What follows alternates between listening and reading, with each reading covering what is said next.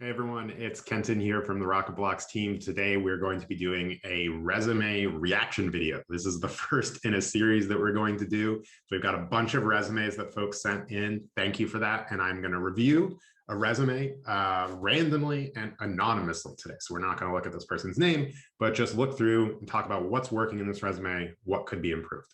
So let's go ahead and jump in. Okay, so starting off, I just want to take a quick look at this resume, scan through it quickly. So, okay, got it. We've got education, experience, additional information. I like that it's one page. It's nice and concise. Now let's go through and look at the details. Let's start with education. GMAT score, 760. Okay, so did really well in the GMAT. That's great. Club memberships, consulting, tech, coffee, public speaking. I think the public speaking thing is interesting. The others, there's no information about, are you a leader in those clubs? Have you done anything in those clubs? So just joining those clubs feels like makes for a little bit of a weak bullet point, kind of wondering why it's on here. Bachelor of Science, cool, graduated at the top of the class, that's great. Okay, let's look at the professional work experience. So Veoneer and Auto Live. I don't know what either of these companies. Clearly sounds like they're both self-driving autonomous vehicle companies. Okay, looks like Veoneer was spun off from Auto Live. I like that there are these valuation numbers here because since I don't know any of these companies, that adds some social proof. Like at least investors think that these companies are quite valuable. So that gives some credibility. Now let's look at what they actually did at these companies. So it looks like they're broken into sections. So communication, leadership and teamwork, analytical and critical thinking. I like that. It makes it clear of what to expect in each section. So I think that's nice, demonstrates the different skill sets that this person has with the bullet points underneath.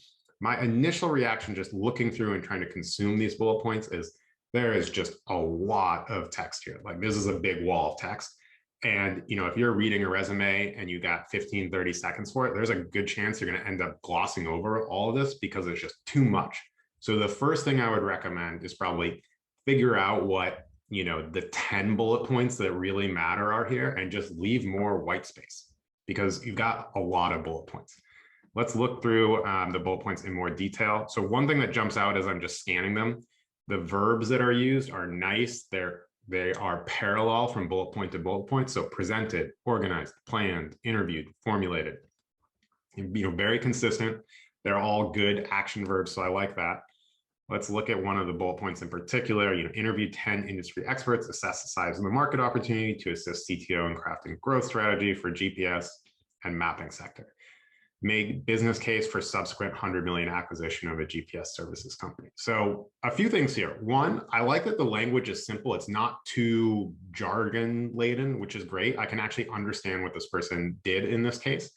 The fact that there's this acquisition business case in here, I think is interesting. It makes me wonder, does it just made the case for an acquisition? And then if so, that seems a little bit like of a weaker point, or did this acquisition happen? In which case, maybe the bullet point is really burying the lead.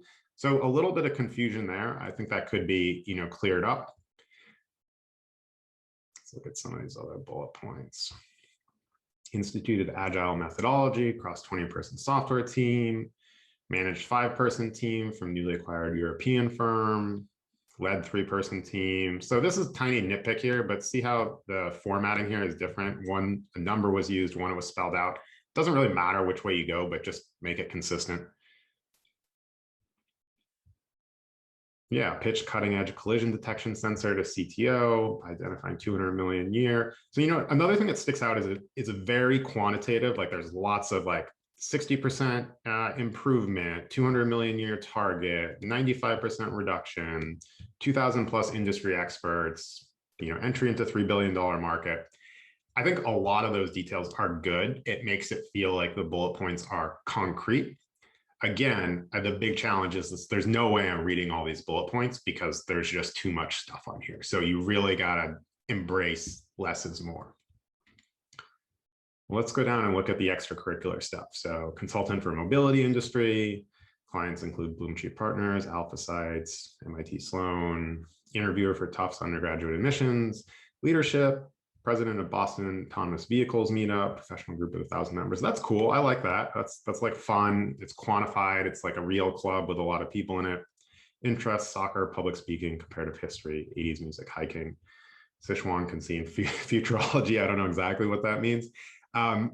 I think similar comments I've got here on the additional information section. I like that it's here because it helps bring a resume to life.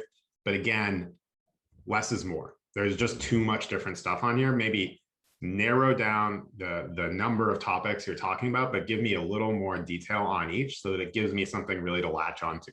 So for example, like if you really do like Sichuan cuisine, rather than just saying it, maybe talk about that a little more. Like, really big fan of it, been to 20 different restaurants, been to every restaurant in the Boston area and rank them, something like that, that just shows that it's not just something you threw on your resume, but something you actually care about.